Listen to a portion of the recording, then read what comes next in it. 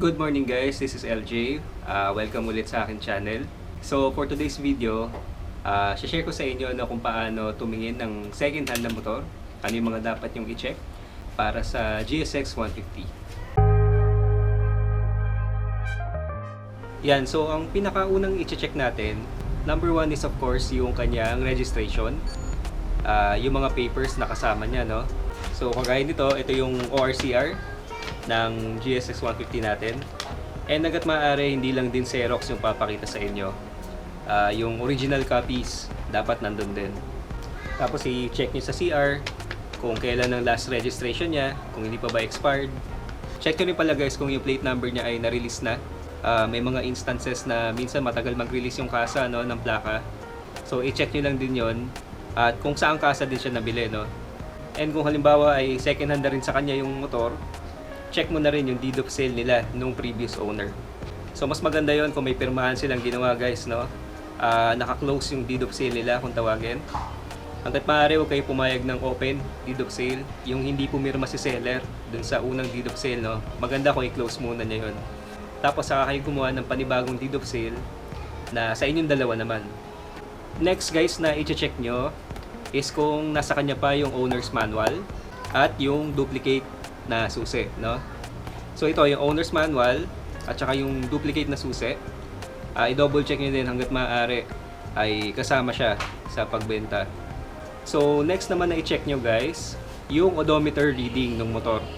Kung ilang kilometers na yung total na tinakbo niya, no, simula nung brand new siya.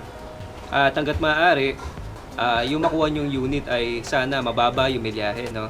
Since kung mababa yung mileage, ibig sabihin hindi siya masyadong ginamit or hindi pa siya ganun kabugbog. Pero depende pa rin yon. Minsan may mga motor na mataas yung milyahe pero good condition naman, na-maintain naman na maayos nung dating may-ari. Pero as a general idea, much better kung low mileage yung makuha ninyong motor para kayo na rin yung magdadagdag ng milyahe sa kanya, no? So kung halimbawa okay na yun guys, na-check nyo na yung papers at okay naman lahat, malinis, so pwede na kayo mag-proceed sa pag-check sa mismong motor. So pakita ko sa inyo kung ano yung mga gagawin natin, ano yung mga dapat na i-check natin sa kanya, no, bago natin siya bilhin. Yan, so ang una nyong gagawin guys is to check the engine for leaks. Yan, so i-check nyo dito sa head, sa may valve cover kung merong mga obvious na tagas. Check nyo rin yung drain plug kung nagtatagas pa. And then dito sa other side, check nyo itong oil filter housing kung meron bang leaks. Check nyo yung filler cup. Tapos hanggat maaari kung kaya guys, patanggal nyo itong belly pan para ma-check nyo din, no, yung isang drain plug dito, yung nasa loob. Tapos kasabay nun, i-check nyo na rin yung drain plug ng coolant. Makikita nyo rin dito yun guys. Kung halimbawa ay na-servicean na yung motor, no, kunyari nagpalit na ng clutch o kaya may ginawa na dito, check nyo rin tong gasket, no. I-check nyo yung gasket kung wala pang tagas, kung hindi pa kumakatas silang is dyan. At ganoon din sa ilalim. Hanggat maaari silipin niya siya. Oo nga pala guys, reminder lang, no, na depende sa kung anong year model yung mabili nyong GSX. Kailangan yung tanongin yung seller kung napa-service na ba niya yung balancer damper. Kung halimbawa yung GSX 150 na titignan nyo ay 2020 pataas, halimbawa na lang ito 2021 model, hindi nyo na masyadong iisipin yon.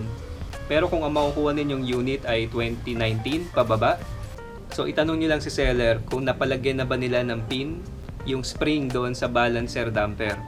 Kasi yung mga 2019 unit pababa na GSX 150, hindi pa nilagyan ni Suzuki nung pin. Ngayon kung 2020 naman pataas yung tinitingnan yung unit, hindi nyo na dapat isipin yon kasi nag-update na si Suzuki, nilagay na nila yon para sa mga mas bagong models nila. So i-flash ko na lang sa screen daw kung ano yung tinutukoy ko na pin.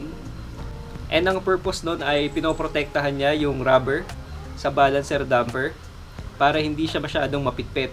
Naging issue kasi yun before na madali siyang madurog at nagkakos ng major damage sa loob ng makina, sa sigunyal.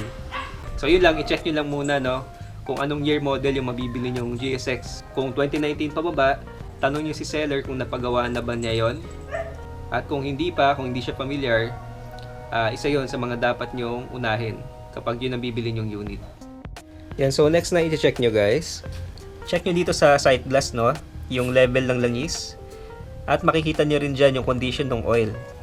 Yan, kagaya nung sa atin, since kaka-change oil lang natin, no, malinaw na malinaw pa siya.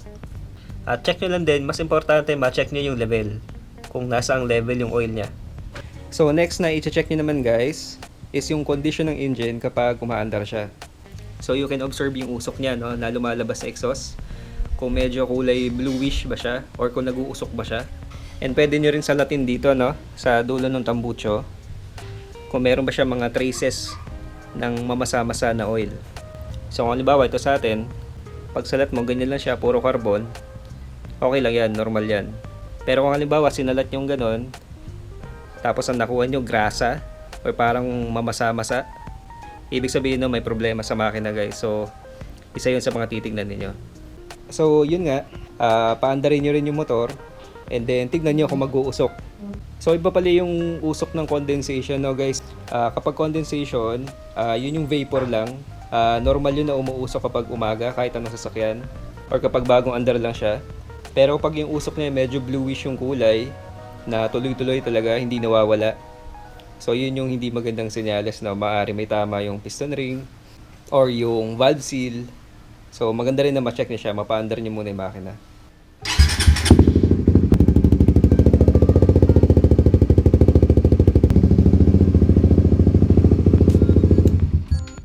So the next thing to check guys is the brake pads. So masisilip nyo dito, no, kung makapal pa siya.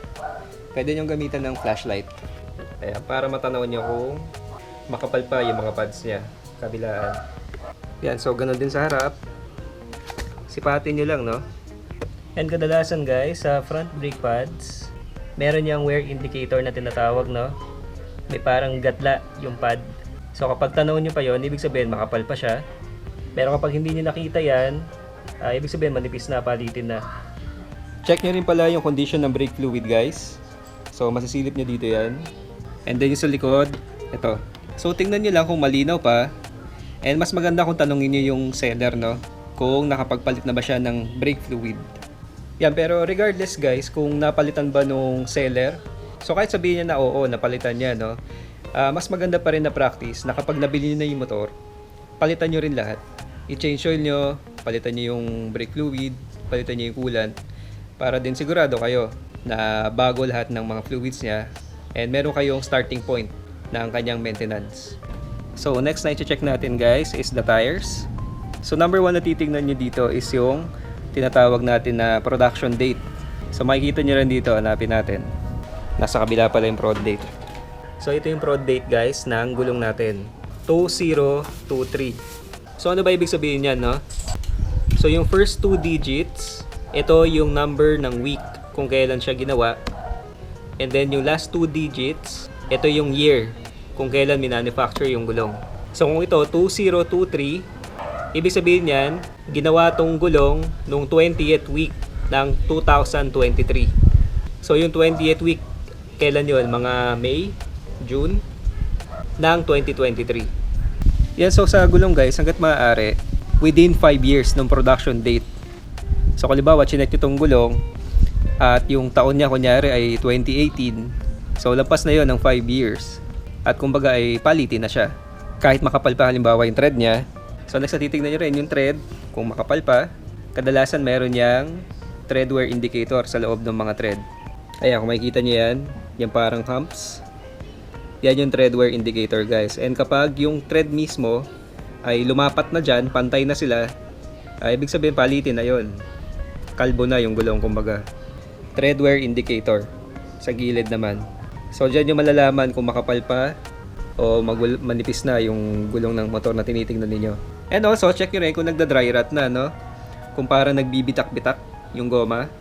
So kahit makapal pa siya, kahit pasok pa yung prod date niya sa 5 years, kung nagda-dry rot naman na, kumbaga nagbibitak yung rubber, palitin na rin yon. So yun lang din yung mga tingnan ninyo sa gulong. Yan, tapos dito guys, check nyo yung coolant. Hanggat maaari, kung pwedeng pabuksan, no, pabuksan nyo to. Tapos check nyo lang yung radiator kung wala bang tagas. And then check nyo rin dito guys yung reservoir ng coolant. So patanggal nyo yung belly pan para masilip nyo yung level ng coolant nya. And then check nyo rin pala yung clutch guys. So paandarin nyo yung motor, i-test drive nyo, Pakiramdaman nyo yung kagat ng clutch, no? Kung hindi ba siya sliding, at kung maganda ba, sabi ba yung pagpiga nyo, at kung maganda yung pasok ng mga cambio. Sa battery guys, malalaman nyo naman kung mahina na, no? Kapag tinry nyo siyang i-push start. Ito, try natin i-start. Yun, so di ba nung pagpindot natin, ang lakas rumidondo ng starter ng motor, no? So ibig sabihin, no, malakas pa yung battery. Pero kung halimbawa pinindot niya yan, tapos ang bagal niyang magredondo, no? Parang wow. Parang ganun. Basta yun, gets nyo, no? Yung parang ang bagal niyang paikutin yung starter. Mataas yung chances na mahina na baterya nun. Tapos guys, check nyo rin yung kadena. Yung condition niya, kung may mga kalawang ba. Check nyo yung slack ng motor. Check nyo yung sprocket, no? Kung hindi pa matulis. And sa pag-check ng kadena guys, try nyo siyang hilahin dito. Hilahin nyo pa ganun. Ngayon, pag yan sumama, ibig sabihin palitin na yan. Kagaya ito sa akin, ayaw. Pero pag tinas nyo yung kadena, hinila nyo, tapos ang luwag dito, kaya nyo hilahin na ganun-ganon, palitin na yon. And then of course guys, check nyo yung mga buttons, yung mga switch nya kung gumagana ba lahat. So yan, on nyo siya, check nyo rin yung gauge, no? Kung okay ba. Yung select button nya gumagana, yung adjust. So i-hold nyo lang yan, no? Press and hold nyo para malaman nyo kung gumagana yung adjust. Check yung mga signal lights. Yung high and low, malalaman nyo pag pinaandar nyo yung makina kung gumagana yung high and low. Busina. Ayan, yung mga switch. Check nyo lahat kung gumagana ba siya. And also yung mga ilaw guys. Check nyo kung working lahat. Tapos yung brake light guys, maaaring umiilaw siya, no? Pero pag tinapakan nyo yung preno, hindi siya lumalakas. So check nyo rin yun. Ayan, so patapakan lang yung preno. And gawin nyo rin sa harap. Di ba? Pinaan natin. Ayan. So check nyo rin pala yung manibela guys. Yung steering feel niya. So iliko nyo pa left and right yung manibela. Kung wala ba siyang parang, kung wala bang parang kanto, no, na pakiramdam.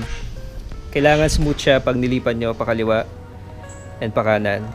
So dapat walang portion na parang nai-stuck siya doon. Or yung alam nyo parang bumabalik sa gitna. So kapag ganun yung na-feel nyo guys, it's a good sign guys na palitin na yung ball race dito sa kanyang T-post. So kailangan ganyan siya, smooth lang. So yun, check nyo rin yun. Tapos, mas maganda rin guys, syempre kung kasama yung mga tools na kasama talaga dun sa motor, no? So ito, pinalitan ko na ng lagayan. Pero yung laman nito is yung mga tools na kasama nitong GSX 150. So ito ay pantanggal ng spark plug, mga Allen key, tsaka yung screwdriver. So yan, check nyo lang kung may ganyan pa yung GSX 150 na binibenta sa inyo, no? Tinitingnan ninyo. Mas maganda kung meron kayong kasamang tools, lalo na to sa pangtanggal ng spark plug. And then for example guys, marami ng aftermarket parts na nilagay sa motor, no? So nung pagsilip nyo, ganyan na itsura niya, naka-muffler, naka-tail tidy, tapos iba na yung side mirror. It's good to ask then if nasa kanila pa yung mga stock parts. So hanggat maaari, hingin nyo rin yung mga stock parts na yon. Kung nasa kanila pa yung stock na side mirror, yung stock muffler, importante yan na dapat mabigay pa rin sa inyo, maisama sa benta. Kasi you never know kung kailan nyo kakailanganin yung mga stock parts na yun eh. So hanggat maaari, isama nyo yun guys. Itanong nyo yun sa seller kung nasaan yung mga stock na pyesa. Yan, sa front fork guys, i-check nyo lang dito, no, kung meron bang tagas ng langis para malaman nyo kung may leak ba yung oil seal nya. Yan, so dapat ganyan siya, malinis lang.